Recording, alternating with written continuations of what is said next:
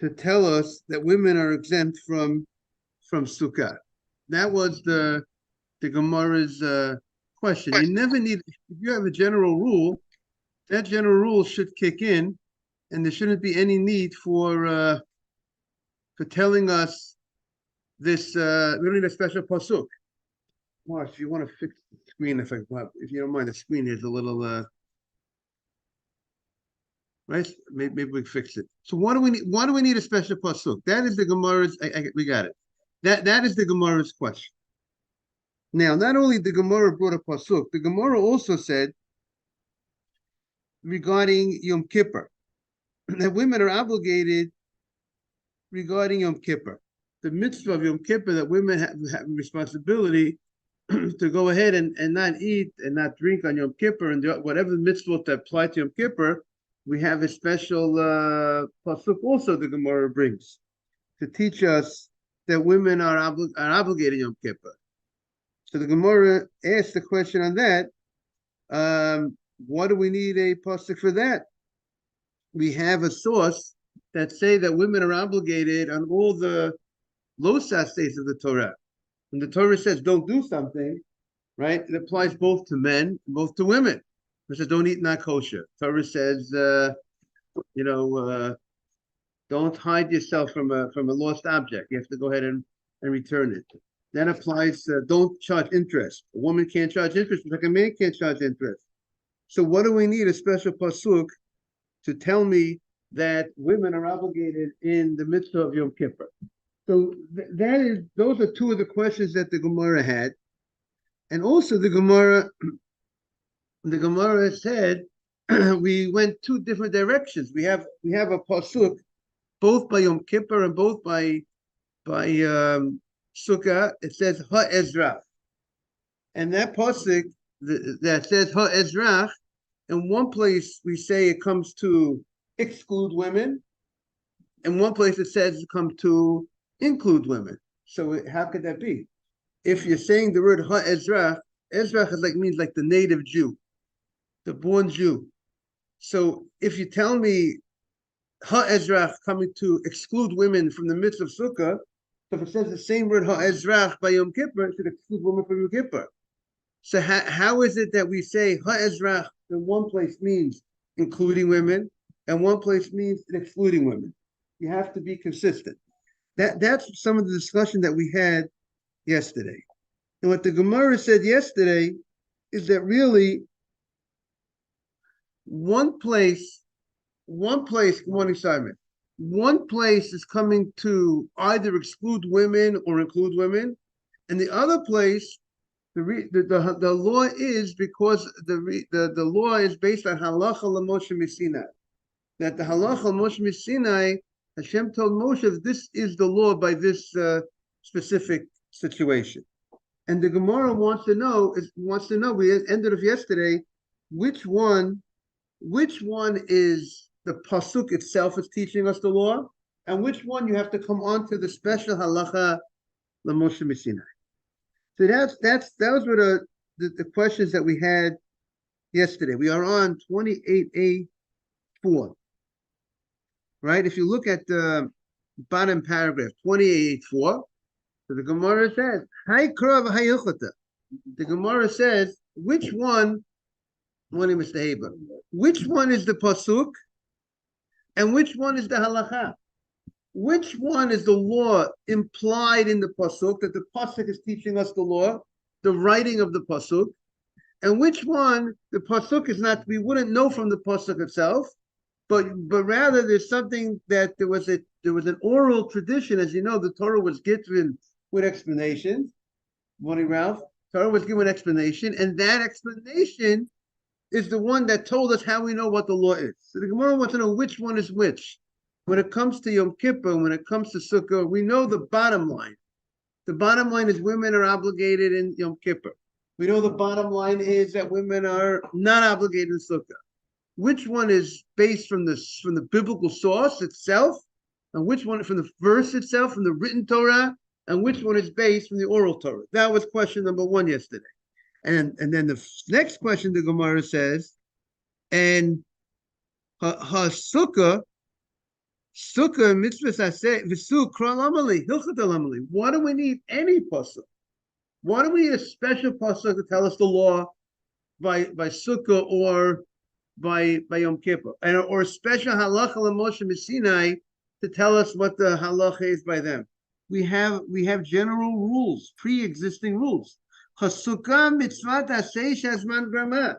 Sukkah is a mitzvah saseh, is a positive commandment that's bound by a specific time that causes the mitzvah. It's not a daily mitzvah.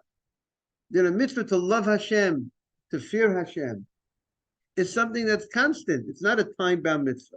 So women are obligated in the mitzvah Avat Hashem, Yirat Hashem, After Lecha Kamocha, mitzvahs that are constant, honoring your parents. They're not specific to a time, but mitzvahs that are specific to a time, women are exempt. So why do I need a special verse to tell me that women are exempt from Sukkah? The mitzvah says Shezman Grama. And furthermore, and Yom Kippurim, and by Yom Kippur, Mi Rabbi Yehuda Marav Nafka. We can learn it now from Yehuda Marav. What did Yehuda Marav say? The Rabbi Yehuda Marav.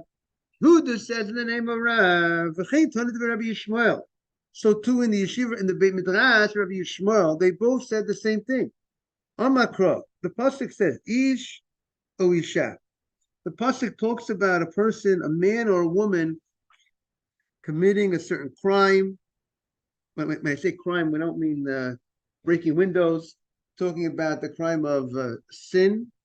And the Torah compares the man to the woman regarding the punishment. Hishva Katuv, Isha Le'ish. Now we're turning the page. Now we're on 28b, 1. Hishva Katuv, Isha Le'ish L'chol Onshim Shabbatorah. The Torah compares men and women regarding all punishments. They get the same punishments, and whenever the Torah says a losas, the Torah says don't do something, women are included in the don't, and the not to do. The pasuk says v'ashma. The pasuk says that if a person did a certain sin, they are responsible, they are guilty of that sin, and they need a punishment to atone for the sin. And the fact that the pasuk is talking about punishment, that the man or the woman who does a certain sin gets a certain punishment, whether it's lashes or whether it's karet. If they get punishment, we know the general rule is you can't punish somebody a punishment. The court does not mete out a punishment unless there was a warning, unless they were told you can't do it. The Torah has to tell you. The Torah is not going to say, okay, give a guy lashes for eating pork. You give a guy lashes for eating pork. No, the Torah has to tell you you're not allowed to eat pork. And then there's a rule: if you eat pork, someone eats pork, they get lashes. There's no such thing that there's just a punishment without a warning. Right? That's the general rule. The court will never give a guy punishment unless the court can't mete out a direct punishment without a guy being warned directly. So if the Torah Rabbi, isn't the halacha from the Torah the warning itself? Are you saying he has to be warned by a person or by the Torah itself? It could. I would. That might be halacha Moshe Sinai. I'm not sure if it's. Usually the pasuk doesn't. I don't think the pasuk says outright. You warn the person. I think it's part of the biblical oral law that says that you have to warn someone. The Torah talks about there are witnesses on the deal. Torah talks about that. The Torah says, the Torah gives us the prohibition. Torah says you can't do that. You can't do that. Torah identifies the prohibition. Torah identifies the punishment. But to say that you have to be warned, I don't know that it's written openly. I don't know that there's a pasuk in the Torah that says you have to warn the person. It's a biblical law based, I would say, on oral tradition. Maybe it's alluded to somewhere, but I don't recall a pasuk that says that you warn the guy. You know what I'm saying? That the pasuk says, and the Torah says don't do that. You have to warn the person. It's a law and it's biblical, but I don't think it's written. Not everything is written black and white. You know what I'm saying, Jaime? I don't think there's such what I'm asking you is, based on what you said, does a person have to be warned by a person, or the fact that it exists in the Torah as a warning counts as the warning? We hold that a person has to be warned by a person. We hold it has to be warned by a person. That's the also the warning has to be immediately prior to the act. Also, you can't just warn someone now and then he does the act, a long time later. It doesn't work. Guy could say I forgot the warning. There are loopholes that to prevent a person wouldn't get punished if it's not done within a certain amount of time. So, but the fact that the Torah gives a punishment to a man or a woman for a certain crime, it has to be that that she was included in the warning on the crime. She had to be warned on the crime. So that means that the woman is part of the prohibition of not to do any of those things that carry lashes or anything that carry karet. She's included in those prohibitions. And so we see that a woman is obligated in all the lavim, all the things that the Torah says not to do. Women would be obligated in those things, even if it's a time-bound issue. Meaning, Yom Kippur is a time-bound thing, but it's not but it has that lo saseh. It has the don't. So let's say, for instance, Pesach, Chametz. It's a time-bound thing, but it's a lo saseh. It's a don't. And we have a special teaching that say women are obligated to have matzah, because the Torah connects the prohibition of eating chametz to the mitzvah of matzah, and therefore anybody who's included in the prohibition of chametz is included in the mitzvah of matzah. Therefore, ladies have an obligation to go ahead and eat matzah on Pesach. We also have a similar thing with Shabbat. Women have an obligation of the mitzvah. Good morning, Aaron. Of Kiddush on Shabbat. Women have a biblical obligation to hear Kiddush or recite Kiddush on Shabbat. And where is the mitzvah of Kiddush? It's a time-bound mitzvah because it says that Zacha v'Shamar, the Torah says, I want you to remember the Shabbat, which means Kiddush. And the Torah says, don't violate the Shabbat. God said those two words in the same time. So we say anybody who's obligated in the Shamar not to violate the Shabbat, but women are obligated in the don'ts. So she's obligated in the do's of Shabbat, in the Zachar of remembering Shabbat. So anytime there's a time-bound mitzvah that we say women are obligated, we need a special source that they're obligated.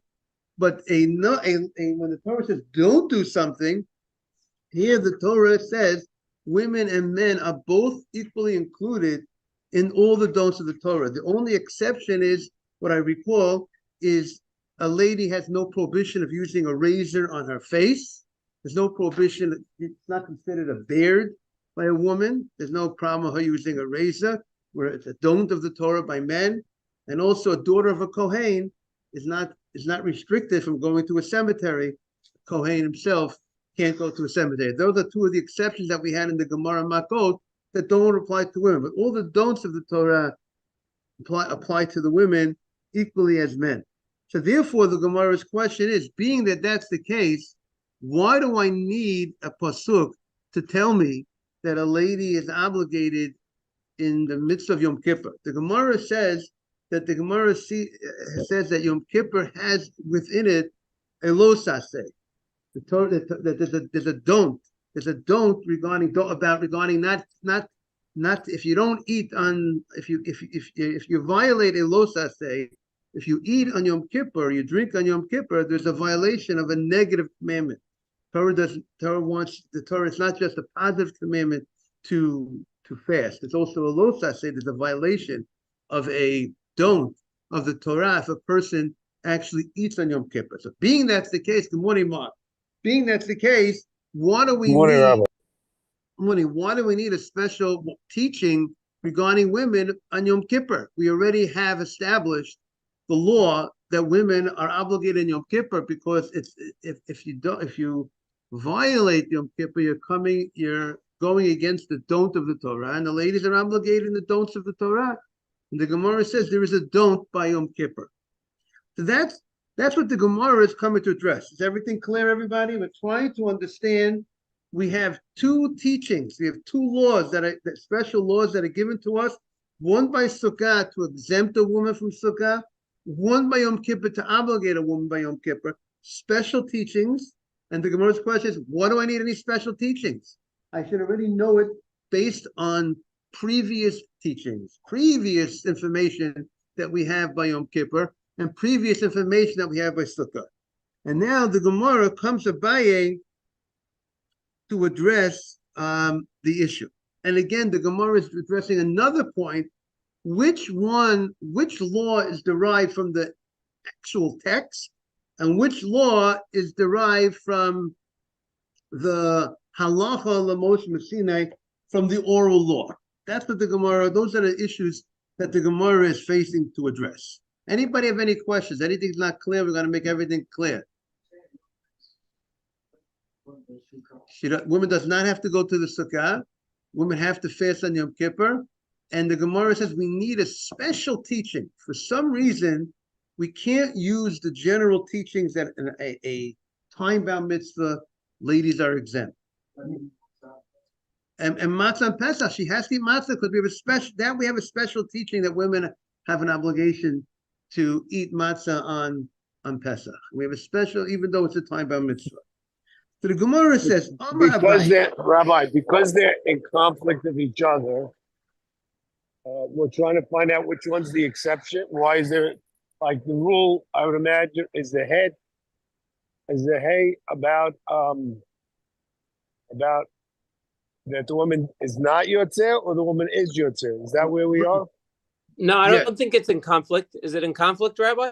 Yeah, because we had yesterday, we had the same word that's written by Yom Kippur, and the same word is written by Sukkot, and we take two different directions, opposite directions. One of them we say, Ha'ezrach is coming to include women to Yom Kippur, and then and we're going to say Ha'ezrach is coming to exclude women regarding Sukkah.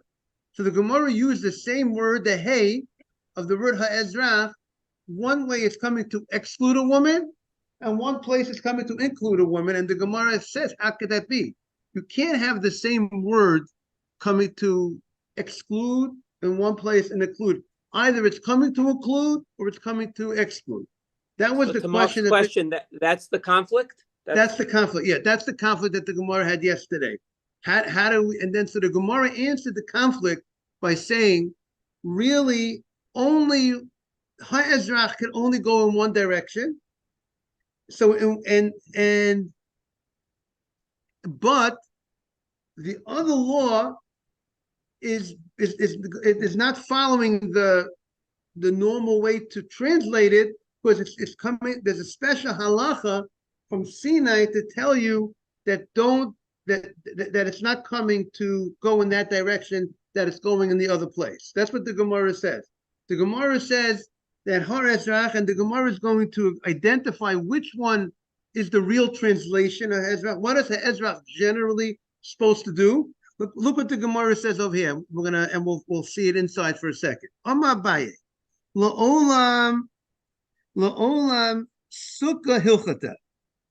Really, Sukkah is the halacha l'moshe Sinai, meaning to say that really the verse of Ha'ezrach really would come to teach us, like by Yom Kippur, it comes to include. Ha'ezrach, the hay, is coming to include the women. And therefore, by Yom Kippur, it includes the women for the mitzvah of Yom Kippur. And really, if it includes women for Yom Kippur, it should include women for Sukkah.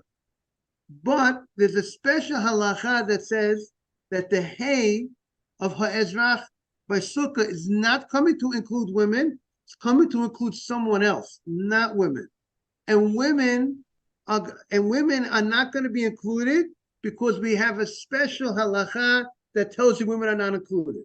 If we wouldn't have the special halacha, the hay should have included the women the same way the hay included the women by Yom Kippur. That's what the Gemara is answering the conflict. That really hay should include women. But there's a special reason, there's a special tradition, oral law that teaches you that that's not the translation here when it comes to Sukkah. And the Hey by Sukkah is coming to include not a woman, a convert. That's what the Gemara is going to say. Yes. Okay. A woman gets a mitzvah if she goes into the sukkah, even though she's exempt, but she's not obligated. She gets a mitzvah, and we encourage women to go to, I would encourage all women to go to the sukkah, even though they're exempt from sukkah, because they get a mitzvah to do the mitzvah, even when they're not obligated. But it's not the same level of mitzvah. The Gemara says it's a greater mitzvah to be obligated and do it than voluntary do it. There's definitely reasons why they're not obligated. The Torah didn't tell us here. The Gemara here didn't discuss it, but there's definitely you could suggest reasons why women would be exempt from the sukkah. So let's see the Gemara. Amar Abaye le'olam. We're now 2 lines on 28b1. Amar Abaye le'olam sukkah hilchata. Sukkah is the special halacha l'Moshe Misinai to tell me she's exempt from sukkah. The itzterich. And we need a special halacha to tell me that she's not obligated in sukkah. Now, we had asked the question, why do I need a special halacha to tell me she's not obligated in sukkah, right, Aaron? It's a time-bound mitzvah. It's a time-bound mitzvah, so she's automatically exempt from the mitzvah of sukkah, right, Mr. Haber? What do I need a special pasuk, a special teaching, tradition? So the Gemara says, because I would have thought that sukkah is different. Why?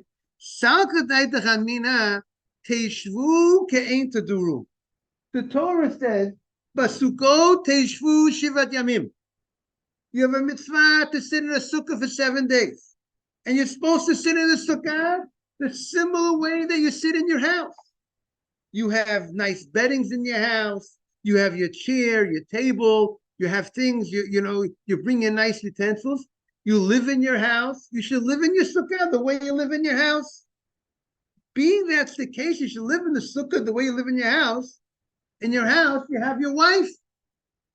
So if your house, you have your wife, you would have said that in the sukkah, you should also have your wife. So your wife should be in the sukkah as well. So you would have thought, based on the word of Teshvu and sukkah, you're supposed to live well in your sukkah the way you live during the year, you should have your wife in the sukkah also. So ma dira ish v'ishto, just like a home in your apartment. It's the husband and the wife. Ta'af sukkah ish v'ishto. You would have said that the sukkah should also have the husband and the wife. And therefore, we should obligate the woman to go to the sukkah in order that it should be the way you live the rest of the year. Therefore, that's what I would have concluded if I would not have had the special halacha, the special oral tradition to teach us that you will not be obligated, the woman is not obligated, even though you're supposed to live the way you live the whole year round, but we're not going to obligate the woman to go ahead and be in the sukkah. If you want to suggest, Mr. Ralph was asking what could be the reason for it. Maybe we could suggest, ladies, sometimes there's little children. Where are the little children going to be? They're going to be in the house. So maybe practically, it's more practical that the ladies should be exempt from the mitzvah of sukkah. Now, Rava has a different reason why we need to tell us that ladies are exempt from sukkah. What do we need? How are you doing this? What do we need there? Rava Amar Itzrich. Salkadaita Chamina. I might have thought Yalif Chamisha Asa Mechag Matzot. We know we have a Gzeira Shaveh. We have something as a comparison. It's more than a comparison. Called the Gzeira Shaveh. The Torah says it's certain 15th of the month of the first month of the year, and it says the 15th of the 7th month of the year, right? And the 15 and 15 is the 15th. There's a Gzeira Shava. There's certain laws that apply to the 15th of Nisan, apply to the 15th of the what of Tishrei. The same way you must eat matzah. You have to find yourself with matzah the night of Pesach, the 15th of the first month. You have to have matzah. The 15th of the month of Tishrei, the first night of Sukkot, you have to be in a sukkah. You have to go ahead and find yourself eating bread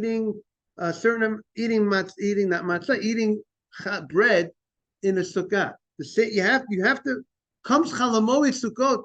You don't want to have bread. You don't have to find yourself in a sukkah, right? Chalamoid or at certain times you don't want to have bread. You don't need to go be in the sukkah. But the first night of Sukkot, you got to find yourself in sukkah. That's part of the teaching from matzah to sukkah. Now, we would have said the same way by matzah, a lady is obligated in matzah. So we would have said the same. If it's 15:15, so too a lady will be obligated in what? In sukkah. Therefore, we need a special teaching to tell me the morning that ladies are not obligated in what? In sukkah. That's the opinion of Rava. Rava Ma'isra.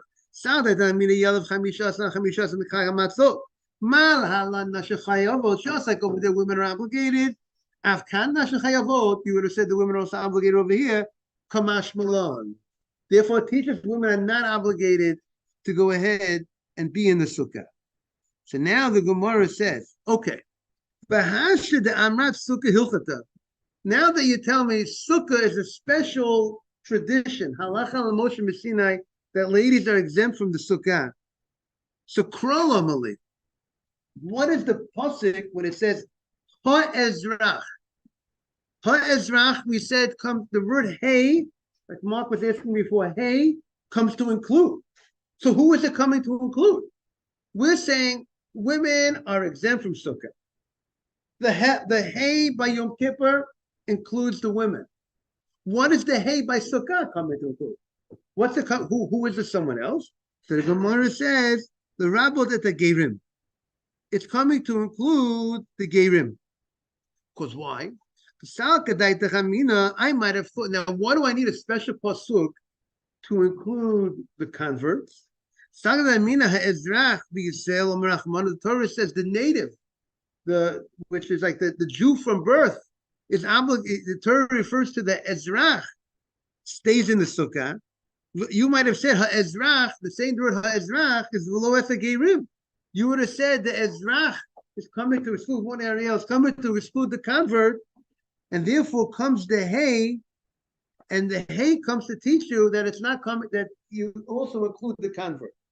I saw in the Kitzur Shulchan Aruch Yalkut Yosef that he writes that maybe he brings a Zohar that the Stanani Kavod, the special clouds that protected us in the desert, they protected the Erev Rav, the Egyptians that joined the community and converted. They did not have that special protection of those clouds. And being that's the case, and Sukkot is coming to commemorate the clouds that protected the Jewish community when they came out of Egypt during the time they were in the desert. So since the converts were not included in that, did not have that special level of protection, so you might have said that maybe they should not be obligated in this mitzvah. Because the obvious question is, every time we have a mitzvah, do we need a special pasuk to tell me that converts are obligated in Shabbat? Converts are obligated in all the mitzvahs of the Torah. We don't need a special pasuk to include converts. Once they accept the mitzvot, they're obligated in the mitzvah. Do we need to tell me that? But according to this understanding, if you say that they were not part of the miracle of the clouds of protection, so now you would have said maybe the holiday of Sukkot commemorating the miracle of the clouds. If they weren't included, maybe they don't have that mitzvah. Therefore, we need the pasuk. They were converts that Moshe. These were converts that Moshe accepted. The problem with the Erev Rav that they weren't the ideal converts, because they were They were still remembering Egypt too much. They were still creating problems. They still were doing their magic. Weren't they the future troublemakers? Yeah, they were the big troublemakers. But Moshe, they wanted to come out with the Jewish people. They wanted to join the Jewish community, but they weren't living up to their responsibilities.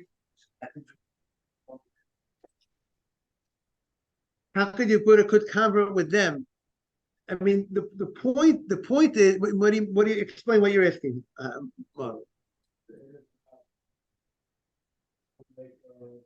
Troublemaker convert, so to speak. How do you compare it to a regular convert?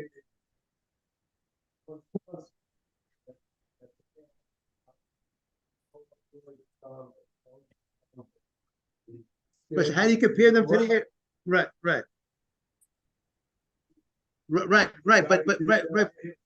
But the end of the day is when it came, whether it came to the miracle of the clouds, it only protected the Jews from birth, from the children of Abraham, Yitzchak, and Yaakov. It did not protect people that came. See, that's a good question. I mean, right. Okay.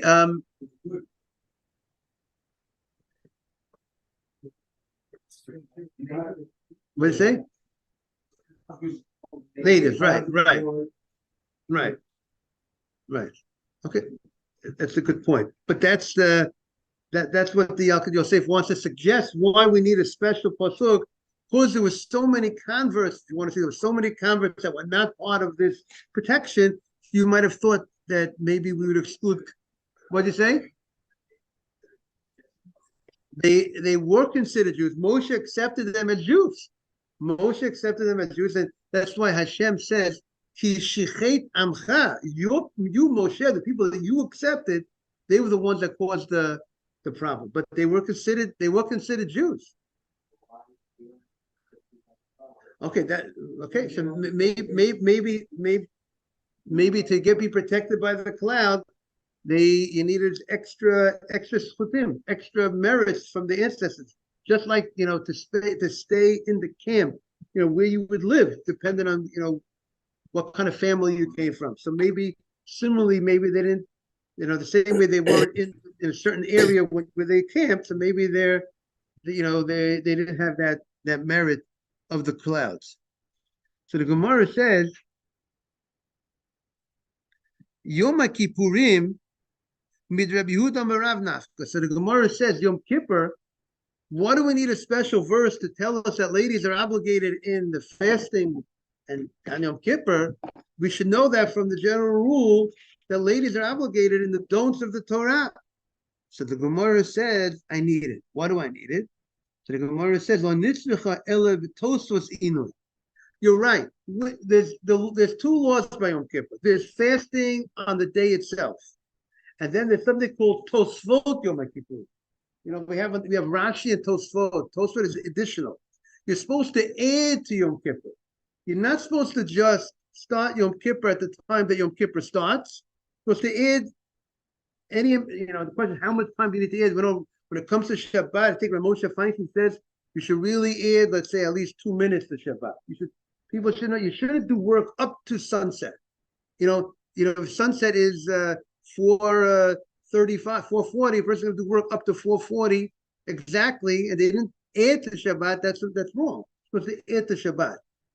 Add something to the beginning of Shabbat. Add something to the end of Shabbat. So too Yom Kippur. There's a special halacha on Yom Kippur. You're supposed to add to Yom Kippur, and that's what the pasuk is saying. The Gemara is saying the following. It's coming to add that women are obligated to also add to Yom Kippur. The same way that men have to add to Yom Kippur, women are obligated to also add to Yom Kippur, both in the beginning of Yom Kippur and at the end. We'll see tomorrow. I don't want people to be late, how the Gemara is going to spell it out. Thank you, Rabbi. Have a great day, everybody. Beautiful crowd. Thank you.